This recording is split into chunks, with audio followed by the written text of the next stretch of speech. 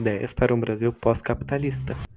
Eu acho que todo mundo sabe que cada eleição que passa, a gente tem charlatão atrás de charlatão que não tem nenhuma proposta, é só falar mal do outro candidato e acaba sendo eleito. E por surpresa de absolutamente ninguém, eles falam que vão destruir o sistema, que vão mudar o sistema, que vão acabar com a corrupção e nunca fazem nada. E ninguém tá nunca surpreso com isso. A ideia desse canal é justamente como a gente pode de fato mudar o sistema de uma forma realista e ao mesmo tempo possível. Isso, obviamente, não é uma tarefa fácil e exige muita gente, praticamente toda a população brasileira. Eu estou passando aqui na tela um rascunho de algumas ideias que vão desde economia, de redução de burocracia, de como a gente pode melhorar a inovação nos nossos processos, como a gente acaba com produtos com obsolescência programada, como a gente defende de verdade nossa liberdade e as nossas famílias, e entre outros. A ideia que eu estou apresentando é muito simples, mas a execução é extremamente complexa, que é basicamente a gente criar um documento em que a gente cria um consenso do que a gente quer para um Brasil pós-capitalista, que seja fundamentado na matemática, na física, nos estudos universitários de maneira geral, para que a gente consiga pensar no nosso país como um país melhor e pensando juntos em um país melhor, a gente constrói essa realidade. E aqui, quando eu falo de consenso, isso é muito importante, porque eu não estou falando de um país utópico. Consenso significa que a gente vai ceder algumas coisas, mas eu prefiro mil vezes ceder em alguns aspectos que continuar com o sistema que a gente está. É melhor um sistema que seja 99% da maneira que a gente goste do que esse sistema capitalista brasileiro que a gente gosta o quê? 5%? Nem isso, talvez? Em vez de eu tentar resumir um livro inteiro em 10 minutos, que é totalmente impossível e inviável, eu vou dar um exemplo claro de um plano para pleno emprego, que vai servir só como um exemplo mesmo. E depois, no final do vídeo, eu vou falar mais ou menos como o sistema inteiro como um todo funcionaria.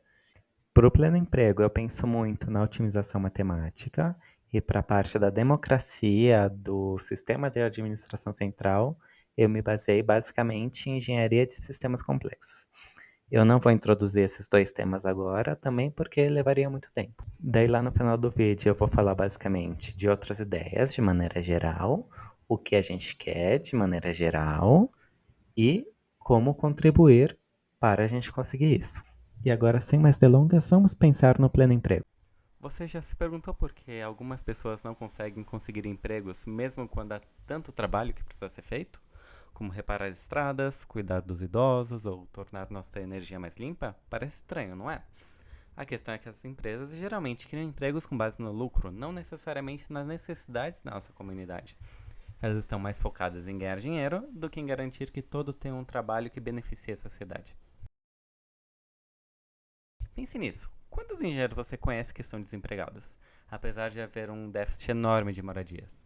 Ou quantos enfermeiros estão dirigindo para aplicativos de transporte, mesmo quando o nosso sistema de saúde está em crise? E quantos professores você conhece que trabalham de manhã, de tarde e de noite apenas para conseguir sustentar suas famílias? Essas são as contradições do sistema capitalista, onde o potencial de tantas pessoas é desperdiçado, enquanto necessidades reais não são atendidas. Vamos explorar agora como podemos mudar isso, garantindo que todos tenham a oportunidade de trabalhar em algo que realmente faça diferença para todos. E se pudéssemos planejar as coisas de modo que todos que possam trabalhar tenham um emprego que realmente ajuda a sociedade? Em vez de deixar tudo nas mãos das empresas, poderíamos criar planos para garantir que haja empregos suficientes para todos e que esses empregos estejam focados em coisas importantes de que precisamos. Podemos começar decidindo quais são os trabalhos mais essenciais, como garantir que todos possam consultar um médico, ter um bom lugar para viver ou frequentar a escola. Em seguida, podemos combinar as pessoas que precisam de emprego com essas tarefas importantes. E se alguém não tiver as habilidades necessárias, podemos ajudá-las a aprender o que precisam saber. Imagina uma cidade que tenha 200 mil pessoas e dessas 200 mil, 100 mil são população economicamente ativa, que são aquelas pessoas que podem trabalhar, que não estão aposentadas, que não têm nenhum grau de incapacidade para o trabalho, que não são crianças, etc. E dessas 200 mil pessoas, considera que 20 mil tem animais e existem 400 veterinários.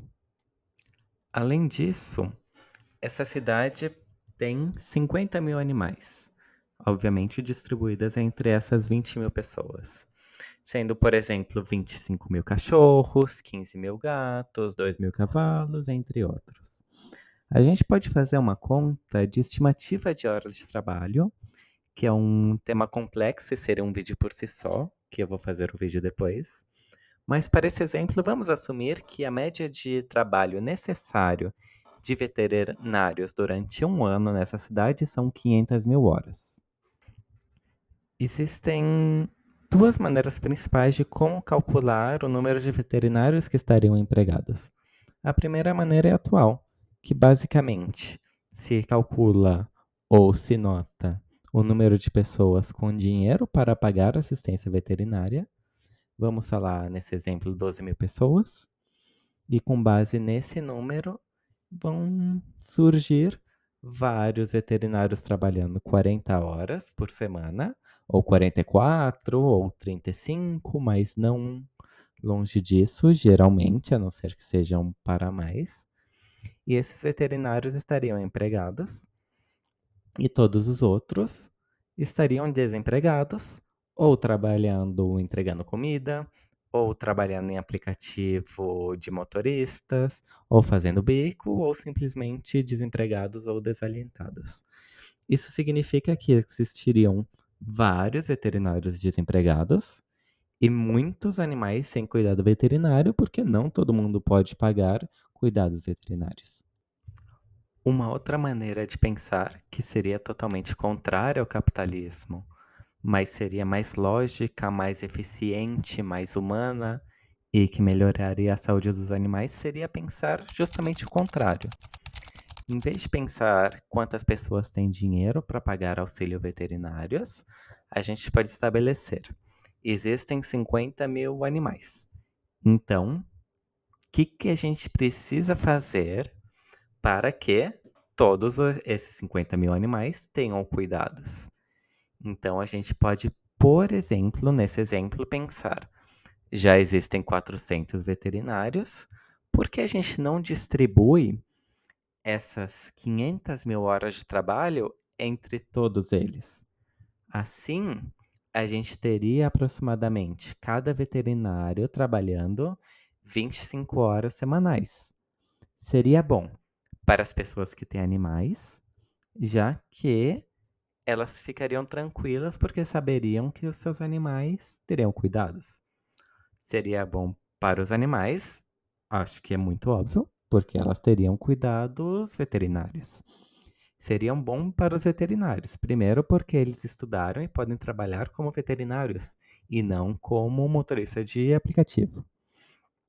A única parte que poderia ser negativa seria como a gente garante que todos esses 400 veterinários podem ser pagos. E, obviamente, essa é uma pergunta que teria mais sentido dentro do capitalismo e não seria tão fácil. Mas existem muitas maneiras. Eu vou deixar aqui um link somente para a parte de finanças, otimização matemática e alocação de recursos.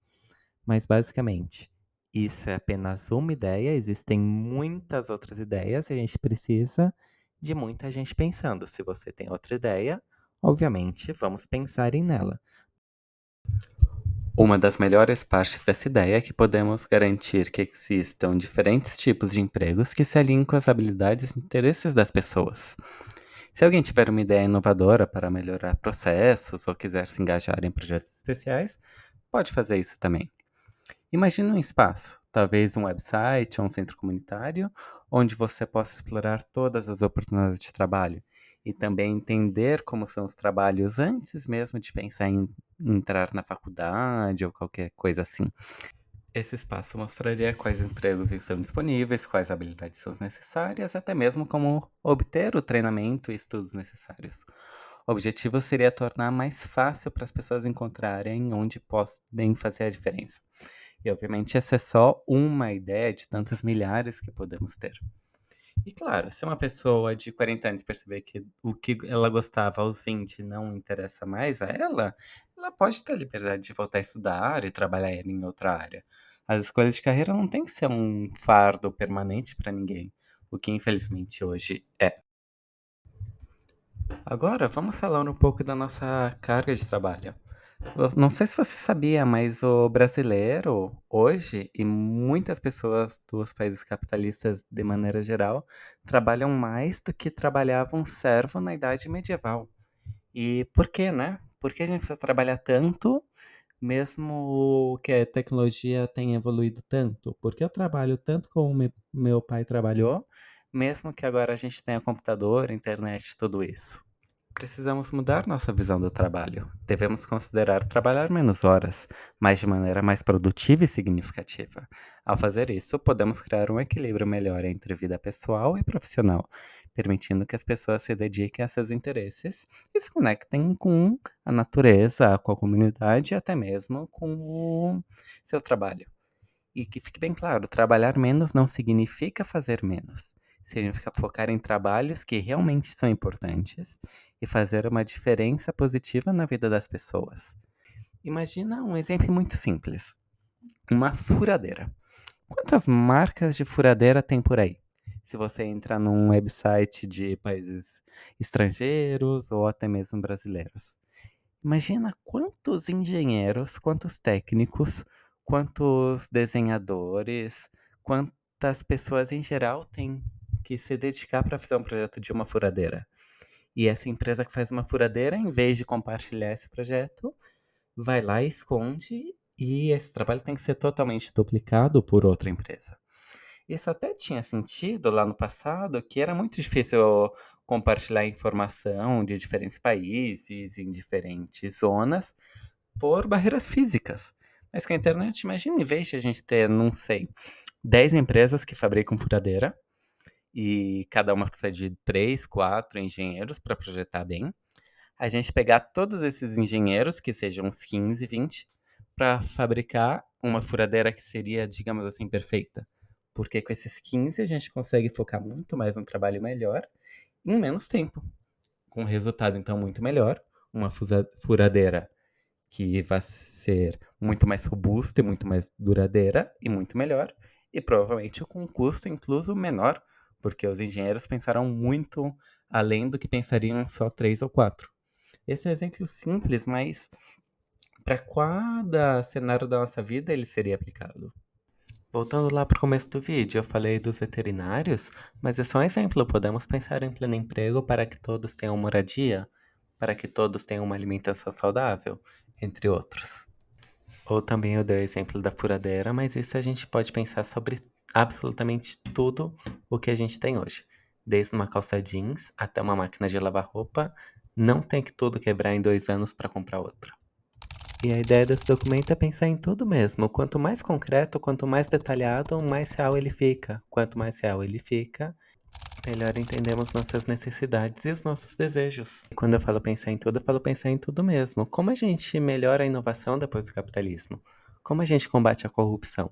Como a gente cura nosso planeta, além de só falar de parar o desmatamento ou diminuir a emissão de gás carbônico, que são só coisas mínimas?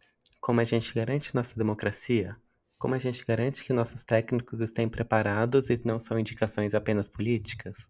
Como a gente garante que feche a conta da aposentadoria? Como a gente pode transformar o dinheiro para que ele não passe pelas mãos do Estado, da administração central? Essa em si é uma ideia que é muito difícil, né, da gente conceber, mas é muito possível e a tecnologia nos permite. Porque a gente está muito acostumado a usar o passado como nossa base, e claro que é bom, mas por que a gente não inova na política também? Desde a antiguidade, em geral, quem tomava conta de um país, de uma nação, era um líder, um faraó, um rei, depois um presidente, um primeiro-ministro. Existem outras formas? A gente pode ter um Brasil sem um presidente e sem um primeiro-ministro, mas com um governo propriamente técnico e também eleito pelo povo? Eu tenho uma proposta disso, por exemplo. Então, pela milésima vez, eu falo que o meu desejo é tentar que isso seja acordado por todo mundo da população brasileira, porque uma pessoa não tem a capacidade de pensar em tudo. E olha, eu tô passando aqui na tela uma pesquisa da Oxfam de 2022 sobre a desigualdade no Brasil. A gente já tem um consenso de que a gente precisa diminuir a desigualdade e melhorar nosso país. 96% da população brasileira pensa isso. E como a gente faz isso? Com trabalho, não existe outra maneira. E a população sabe disso, todo mundo sabe disso, tanto que o trabalho como prioridade foi o principal resultado da pesquisa da Oxfam. E por isso eu fiz um vídeo aqui exemplificando o pleno emprego, em vez de exemplificar outro aspecto. Mas para isso a gente precisa de duas coisas principais que eu vou bater na tecla quase todo o vídeo. Primeiro é que a gente tem que se organizar para mudar nossa sociedade, porque sozinho a gente não muda nada. E segundo, o brasileiro é um povo brilhante. A gente precisa dos melhores matemáticos, dos melhores planejadores, nesse caso do emprego, dos melhores pessoas formadas em direito trabalhista, das melhores pessoas formadas em planejamento e gestão de pessoas. A gente precisa das melhores mentes para transformar esse projeto super inicial, dessa conta super inicial dos 10 milhões de pessoas, por exemplo, em uma conta matemática que seja um projeto factível. E com esse projeto factível, a gente tem que se organizar e exigir uma revolução pós-capitalista. E o como contribuir varia muito. Primeiro, a organização é fundamental, então compartilhar o vídeo, compartilhar ideias, ajudar e pensar é essencial. Para a contribuição do documento específico, depende muito do alcance desse vídeo, do livro, porque minha ideia inicial é de fazer um repositório no GitHub, que é uma plataforma que hoje se utiliza muito para engenharia de software, mas pode ser usada para outras coisas, para que todos possam escrever, seguindo certas regras, obviamente. Mas depende de quantas pessoas vão estar usando, né? Então deixa no comentário se vocês têm ideia melhor, o que vocês acham. Eu já agradeço muito por todo o apoio.